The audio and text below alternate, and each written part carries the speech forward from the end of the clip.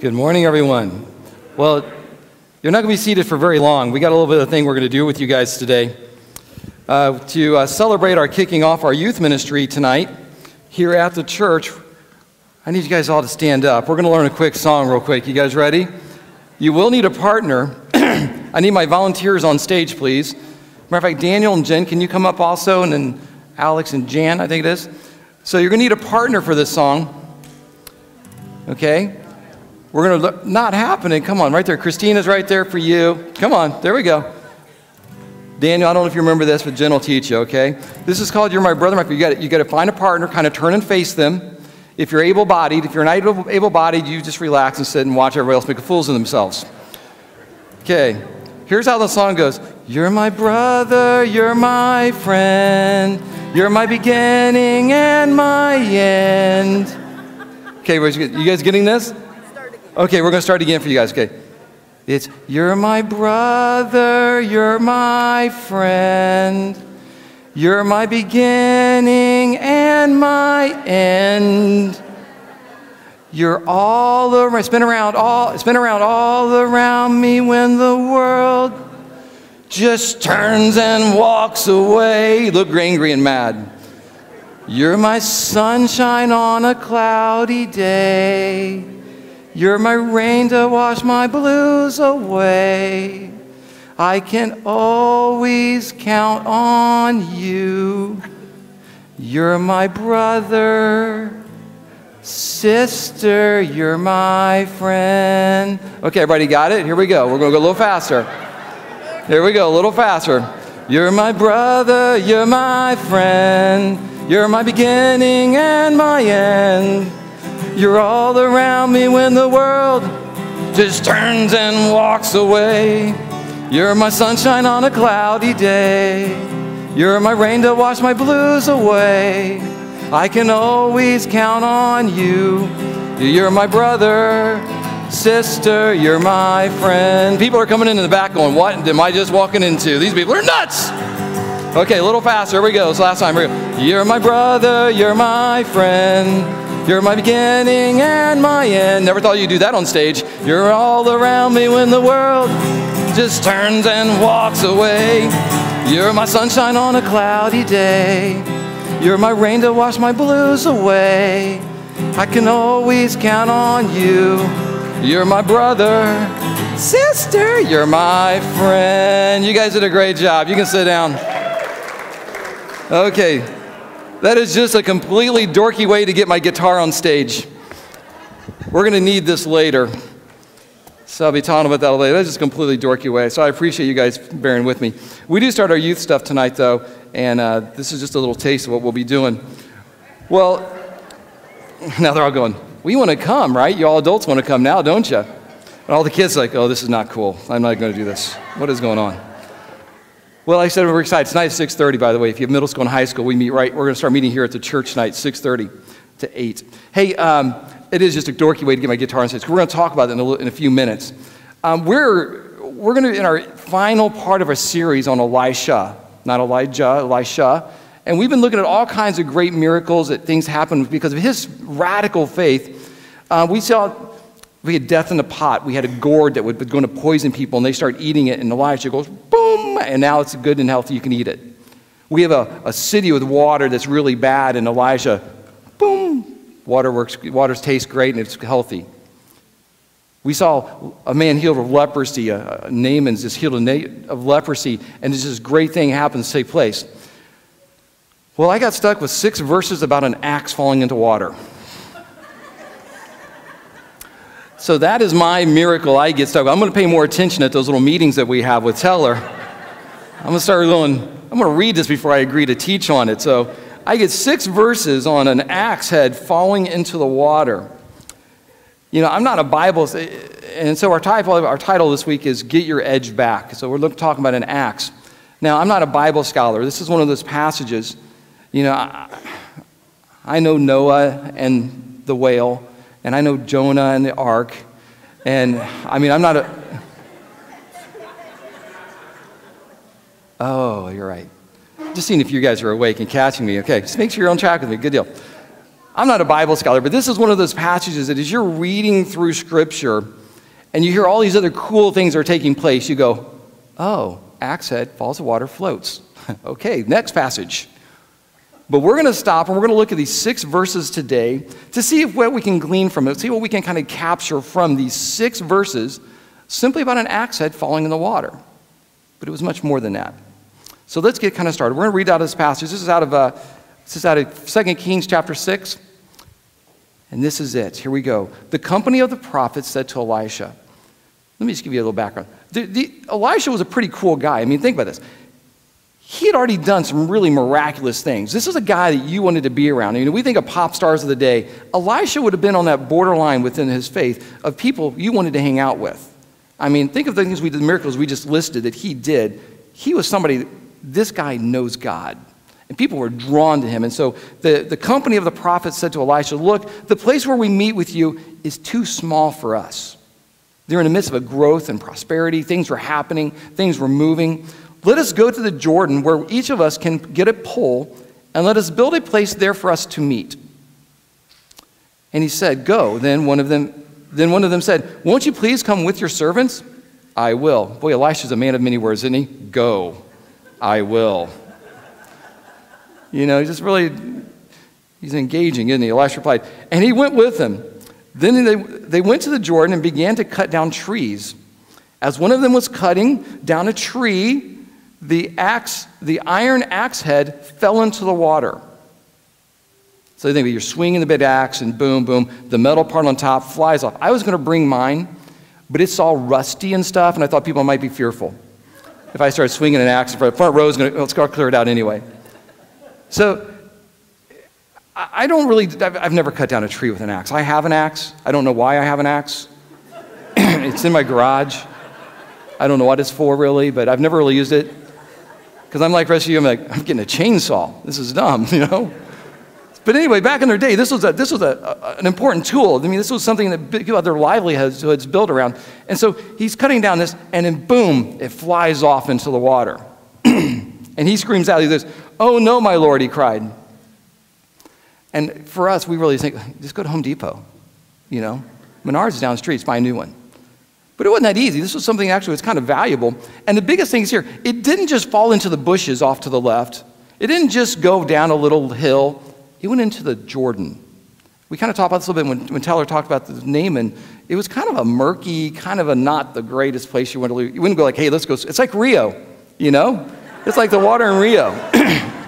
You know, you don't really want to go swimming there.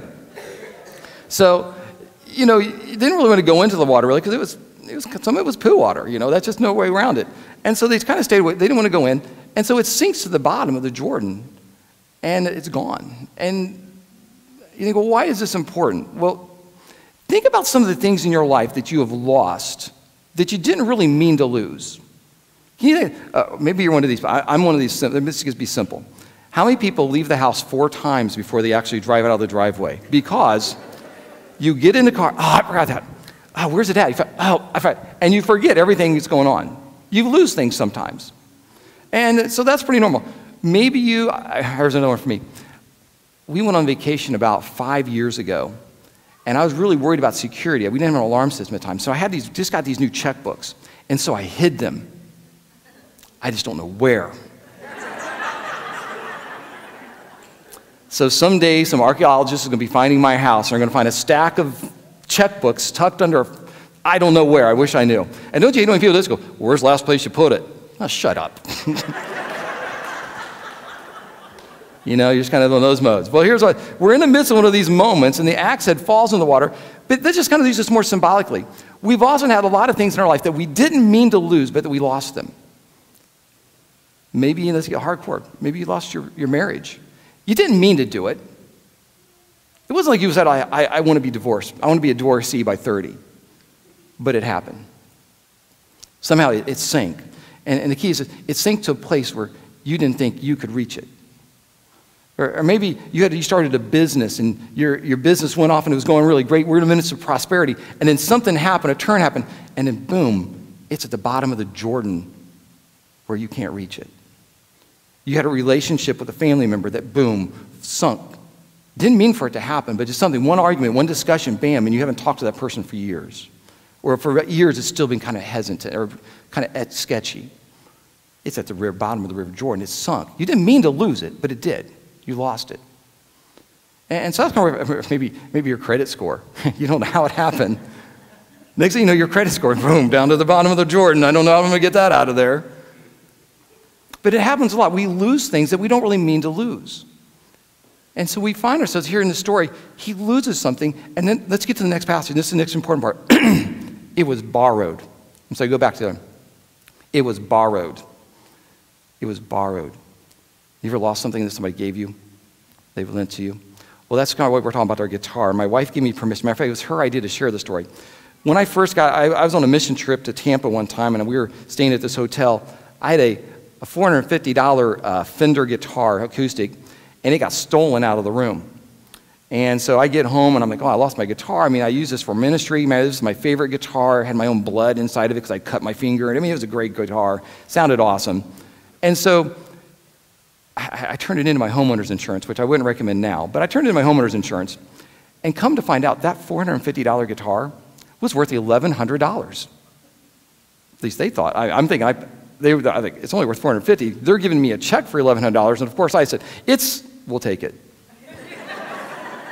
So they gave me a check for $1,100, and I went out and bought this, a Taylor, because all the cool people had Taylors. And I wanted to have it. I can only play 5 chords to this day, okay? But I have a Taylor. And it looks really good when I play my 5 chords on it, okay? And my wife, she was starting to take guitar lessons too. We were just newly married, probably in our first year of marriage. And she goes, hon, can I borrow your guitar? I just want to play. And it's just at our house. I said, no, that's fine, hon. We're married. Sure, go ahead. So she goes and she takes it. And I don't know how it happened, but right here, she banged against our pool table. I'd only had it a few months. Right there. I know it's little to you, but this is my Taylor that I can't play. And she put a nick in it. And she comes to me like a little baby kid going, I damaged your guitar. And she was really scared to tell me. She was really sad. Because when something's borrowed, it's not just you that's being impacted. It's the other person. You didn't just lose it. I mean, if it's her guitar, she goes, oh, it's a good bump. Boom, let's move on. If I would have done it, that's what you always hope that when you get a new car, you hope that whoever bought the car dents it first, don't you? You know, if your dad bought a car, you're like, I'm not driving it until he scratches it, okay, you know? But this little thing, because when something's borrowed, the value isn't just you, it impacts other people. And so when we lose things, and when things are basically lost, and we lose something, especially if something that was given to us or lent to us, we now just not only carry the weight of our personal loss, but the loss of others. And we kind of look at the story. The axe head was a useful tool used to do work and to achieve things. You might say it was God-given, if you want to take it to a godly realm and way of looking at it. God has given us great things. He gave us the ability to be good speakers. He gave us the ability to be compassionate, to be passionate. He gave us the ability to some of his finances, homes, whatever we have. And it was lent to us. I mean, we have the mentality, we think it's ours, but really it's God lent it to you. And sometimes we lost it. We didn't mean to, but somewhere along the way we lost what God had given us. We changed our mind. We forgot the mentality. It's borrowed. We started thinking it was ours. But when you lose something that's borrowed, you have the guilt of just not only what you lost, but what you lost cost someone else. And so a lot of us, we lost some things and we're feeling guilty. And that's where we live. This guitar was a small piece of our lives as a married couple. However, she felt indebted and guilt because she had damaged what was mine. And so sometimes we carry this guilt with God, and we start thinking, I'm not really worthy. I'm afraid to talk to God and tell him what I did with what he gave me. And so it's probably the thing that saved, and just like, with your kids, what usually saves a kid is when they come up and they confess. And they tell you, because she came and she goes, I'm really sorry I did this, but I dented your guitar. Now, I'm not saying I didn't use that for some other special, favors of some kind. I mean, we were newlyweds, so it's like, so, that helped out some. But it puts us in a position of feeling we don't want to tell people, and we push people away. And so sometimes when we lose something, we think we didn't ever meant to lose. We lose it, and we feel so guilt and shame that we just run from God because we don't want him to know that we lost it. And so here's this servant who's basically chopping wood, boom, axe head falls off in the river Jordan, and it's gone to the bottom of the Jordan. And his biggest fear is this: it was borrowed. He understood the fact that this is going to cost not just, I'm a poor prophet. I'm basically trying to live off off Elisha, and what things he tells us to do. I'm poor, and he's poor, and he goes, I am indebted now to the one I borrowed it from. And Elijah hears that scream, that cry, that desperation. The man of God asked, where did it fall? When he showed him the place, Elisha cut a stick and threw it there and made the iron float. Lift it out, he said. Then the man reached out his hand and took it. We're going to come back to this part of the passage here in a second.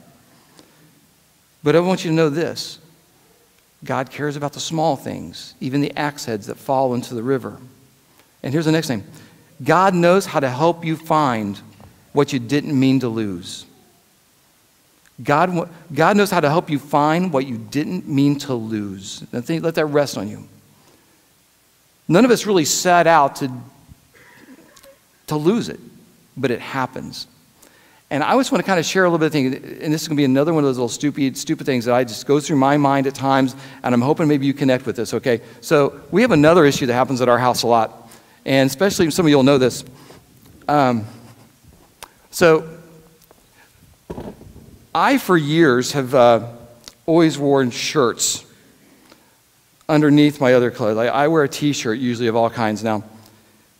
This is one of them, and no, I have not beat my wife. Let it sink in. They call these wife beaters for those who aren't cool. So this is my white shirt, and I go through this continued battle because I like to wear a shirt underneath because sometimes I carry a firearm at times. I know it's kind of scary for some of you, but I don't want it rubbing into my skin. So this kind of helps keep the gun off my skin. And this is one of my T-shirts, and I'd like to tell you I dirtied this up on purpose, but this is really my T-shirt. And maybe you wear T-shirts too, and you've had this moment where you start looking at it, and you try to do a lot of stuff to cover up your own body odor, so you wear deodorant, but then it ends up in your T-shirt, and it ends up being like this yellow, dingy color. Everybody see? Okay, so what I have to do is continually, I have to go buy new shirts. And every time I go to buy a new set of shirts, what does it do? You really start to notice how little white your white T-shirts really are. They're really just dingy and gross, aren't they? And I'll be honest, I already threw away the really bad ones, so this is one that I wore just last week, okay? So this is not like, this is real. I bought a new one, and then when I put it next to the white one, you see kind of how maybe it's not as good out there, you can see, but up here, you can tell it's pretty gross. It's stinky. It is. So what happens is this. Lots of us in life, we started off white when we had a moment with Christ. We had a moment in our life where we came clean. We got everything. Our axe was sharp. We were cutting away through life. We were cutting through the trees. We were building God's kingdom. We were building a place for more people to come and enjoy. And then after just the wear and tear of life, the wear and tear of just maybe you start trying to cover the stench of something that starts sneaking in, and it started kind of showing up and getting a little dingy. Let me tell you, my wife, that was brilliant, even though she damaged my guitar. I've forgiven her. So, even though she came with this brilliant thing, she goes, Roger, why don't you just buy gray shirts? 40-some years, isn't it brilliant?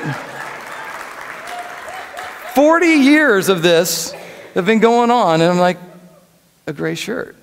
It's brilliant. You start gray.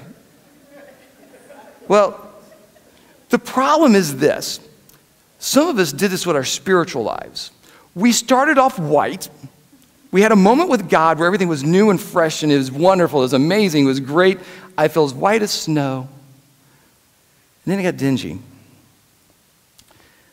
it got a little sticky and smelly and kind of, do I really want to put that on? I hope nobody ever sees it. And so you tuck it, and you don't want anybody to see your collar. You button up your shoulder higher. You hope they never see that. And then you just decide to go gray. I'll never get back to white. And you settle. See, for t-shirts, it's a great idea. It's brilliant. For our spiritual lives, if we settle for gray, we miss out on what God intended. But a lot of us, that's what happened. We never intended to go out and dirty our lives.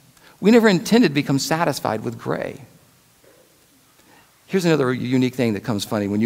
I went out to buy these gray shirts because I'm trying to transition now out of my whites into all gray. But there's a problem with gray. It only comes in a 6-pack. 3 gray, 3 black.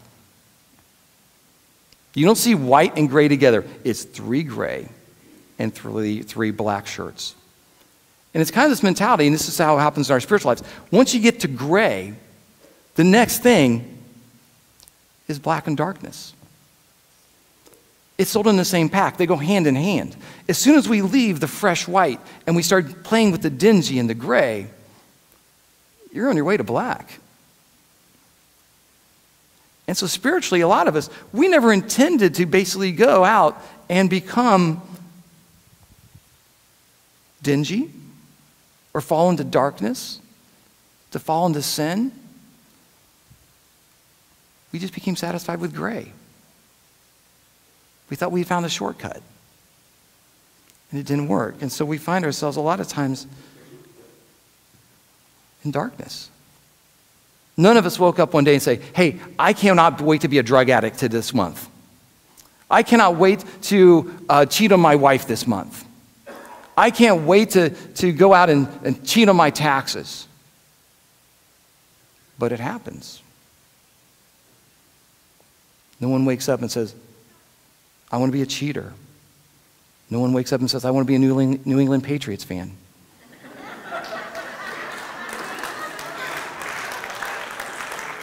Sorry, it just went hand in hand. I just couldn't get away. I couldn't. No one wakes up to be a faker. No one wakes up and says, I want to be a hypocrite. Nobody wakes up and says, I want to be unfaithful. But it happens. It goes from dingy to gray to darkness because they get sold together. And that's the sales job that's been done to most of us. Don't worry about being white again. Just be gray. Gray leads to darkness. They're sold together. So how do we get our edge back? This axe head, it falls into the water, it's sunk to the bottom, and you've seen things in your life sink to the bottom. You know, how do I get it back? How do I recover from this? And the funny thing is this. The first thing we have to do, and that stupid question you get asked every time, is this. Be honest about where you lost it. Be honest about where you lost it. Because if you think back into your life, there was a time where you were a full-time, on-fire Christian, and you started to become a full-time mom. You had kids, and you became a part-time follower of Christ. I'm going to become a full-time business person, but you became a part-time follower of Christ. I'm going to go big time. I'm going to commit to this relationship with a person. And you went full-time, but you became a part-time follower of Christ. And you got to think back, when was that moment when you gave in to being a full-time something other than a full-time follower of Christ? When did it happen? You got to go back where it fell. That stupid question you get asked. Where'd you lose it? Where's the last place you left it? I'm asking that question on a spiritual level. Think back to that place in a time where you knew you got satisfied with dingy. You gave in to gray. When did it start for you personally? These are these questions that as we ask them, you're going to hope that this is over soon so you don't have to do anything with them. But my prayer is that it's going to burn in your heart until you do something about it. Until you decide, I want to go back to this, the white, the pure, back in the right relationship with your Father, your Savior. Where did it fall? It was important to identify where it went in. Where did you lose it? So just think about it right now. Just in your heart. Don't share with anybody. Where'd you lose it? What was her name? What was his name? What was the temptation that got you? Just come along, man. It'll be no big deal. You don't have to do anything. Just hang out. That's what your kids face.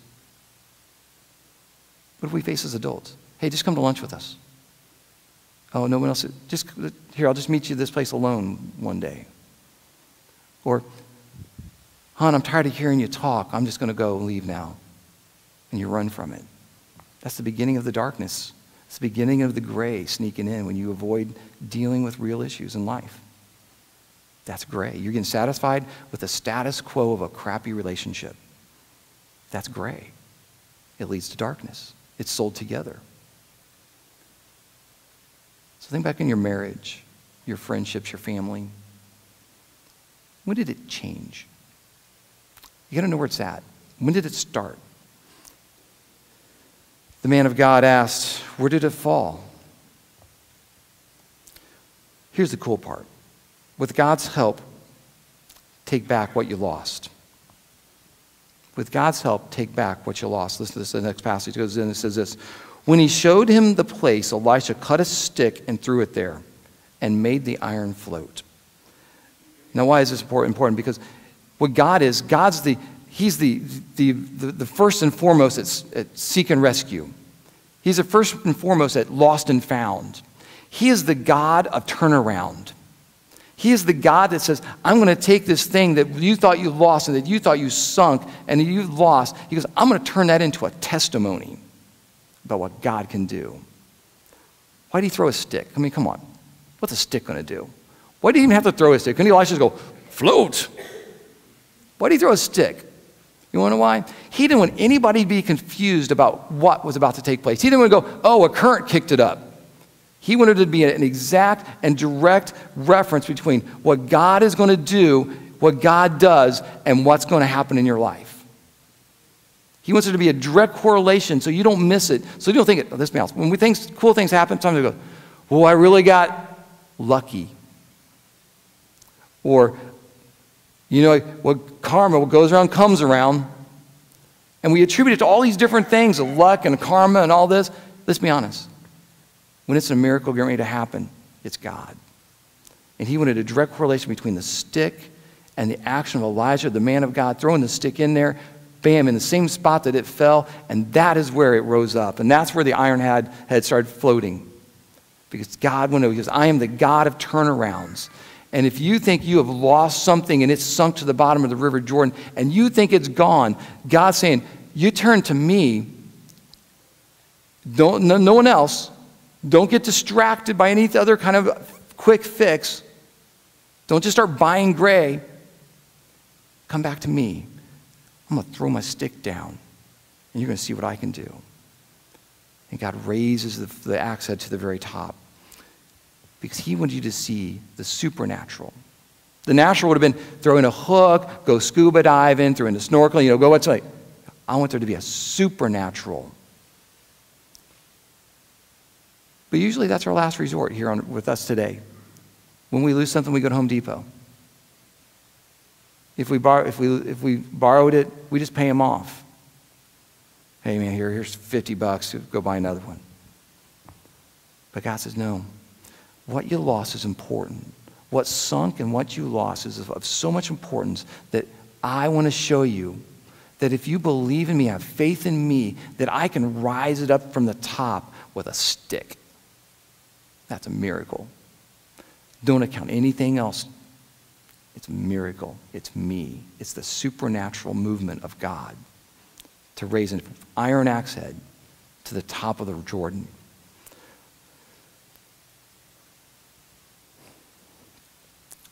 The key part is this, though. It floated. Floated up, and there it is. What's the next part say? Let's look at this. It goes, lift it out, he said. Then the man reached out his hand and took it. You see, God wants these things to take place. God desires these things for your life. God desires for your marriage to be strong. God desires for your workplace to be healthy. God desires for you not to have a foul mouth. God desires for you to use loving words. And he raises it to the top. He raises those things that could be broken, that have been broken, that were lost. He raises it to the top, and you got to take it. You got to take it and run with it. You've been restored. You've been renewed. And God is a God of restoration. You see, he says, no longer be satisfied with black and dingy and gray. I got this right here waiting for you on top of the water to be white, new, clean, and fresh again. Take it. Put it on. Wear it. But just like with the digging the ditches that we talked about weeks ago, God says, I did this. You got to do this. It's being offered. I gave you this valuable tool back, this axe head back. Now get up and start chopping down some trees now. Stop thinking you're worthless. Stop thinking you're indebted. Quit worrying about all that guilt, all that junk that you carry around on yourselves. Get rid of that. Get back to white and fresh. Get back to those moments when you first knew me, and get out there and start chopping down some trees again to build the kingdom and to build the church. That was his charge. You lift it out. When you get it, you should be relieved. The guilt should leave. Now, there was a reason the axe head fell off in the first place, and that's because somebody, either the person you borrowed from, or once you took possession, you didn't continually maintain your equipment, the tools that God gave you. And so one of our things we're going to talk about is not only going to be honest about where we lost it, we have to know that with God's help, we can take it back. We can take it back, what you lost, but also that you have to do some things to help maintain the condition and effectiveness of the tools God has given you. And it's to go back and remember what it was like in those first days. This pastor says this, because you have forsaken the love you had at first. Consider how far you have fallen. Repent and do the things you did at first. Many of us have been Christians for so long, we forgot what it was like to be a new believer. We forgot. It faded. But what God's saying here is he just goes, you need to go back to those first days when you were praying more, when you were reading your Bible more. You got to go back to those first days when you were loving people more, when you couldn't stop talking about how much Christ had saved you, and you're going to go to more of that. We have to go back to the roots of where we were at and say, this is what has to happen. If I want to get back on right track with God, I got to be able to share the things back like it was when I first came to know Christ. So just stop, think. Where were you? Maybe it was after that last drunken night and you finally said, I'm done, God. Forgive me, direct me. Maybe it's that night that you had to confess a sin in your life to somebody, and you were waiting for them to bash you, and they showed grace. Remember how hot and on fire you were for God at that time? Have you settled with being gray again? I'm challenging you today to stop being satisfied with gray. We all need to stop being satisfied with just wearing gray around and just having a dull edge to our faith. It's time that we get sharpened up, and to do that, we have to go down back to the things that we got that were like that when we first loved God, when we first understood how much He loved us.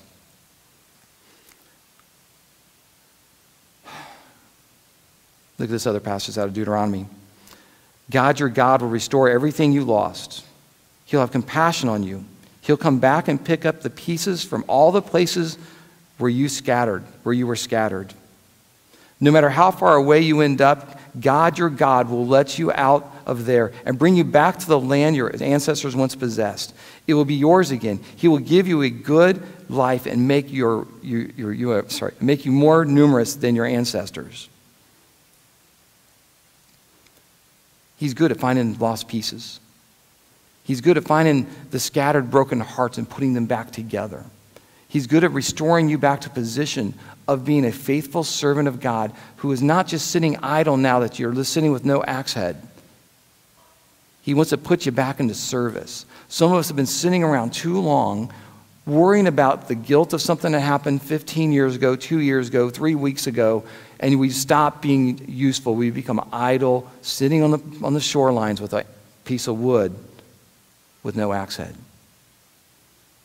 In your life right now, where have you become gray? Is there a relationship you need to mend?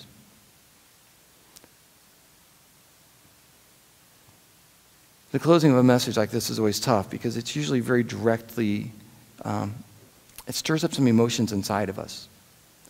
And we all know it, but we're afraid that if I even think about doing anything more about this thing in my life, if I even mention it, I might become a blubbering fool crying my eyeballs out.